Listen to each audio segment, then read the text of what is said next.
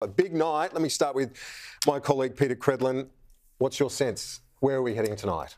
Well, I think we're heading for an LNP win, but it'll be one, I think, where there's a few hearts in mouths as the count comes in.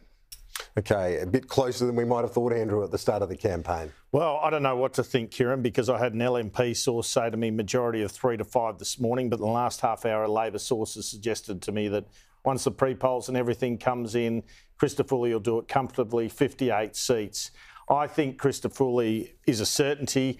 It's really about the margin tonight, and we all know why it's probably not going to be the big margin that it could have been. It's the abortion issue. I was told that there was visceral anger from women on the booths who were going to Labor on this one. So David Christopherly has learnt an expensive lesson on that, I think. Just be more firm and decisive and be able to hose down an issue like that, because you cannot take women for granted in a 2024 election. As I said, the longest-serving female premier in the nation's history, Anastasia Palaszczuk. You've been there. Good evening. Done that.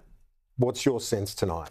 I think it's going to be tough for Labor, but I want to see what's happening in the regions. I think Labor will hold the Brisbane seats. I think they've done very well. I think Stephen Miles has campaigned incredibly well against David Christopherly. But I think, they're up against the time for a change. But I really want to see those regional seats and what's happening from Cairns all the way down to Coolangatta. Okay, well, that's interesting, because I was told by an LNP person today, this is really a campaign in two parts. You've got the southeast and the rest. I guess that's not unusual, but Labor is much closer in the southeast than it is in the rest of the state, Campbell Newman. Is that your read? Look, absolutely. And look, the thing tonight that we're really interesting and critical to the LNP's path to victory is what actually happens in the 3 seats in Townsville. And that could be really quite uncertain if there's a high KAP vote there, because then there's the issue about whether the Electoral Commission are able to sort of get the two-party preferred sort of preference things worked out tonight.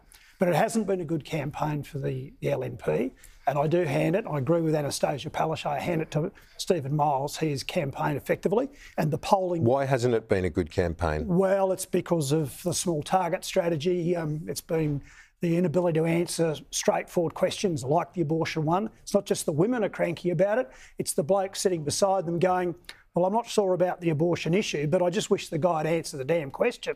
And that hurts you. That hurts you in a very bad way in Queensland.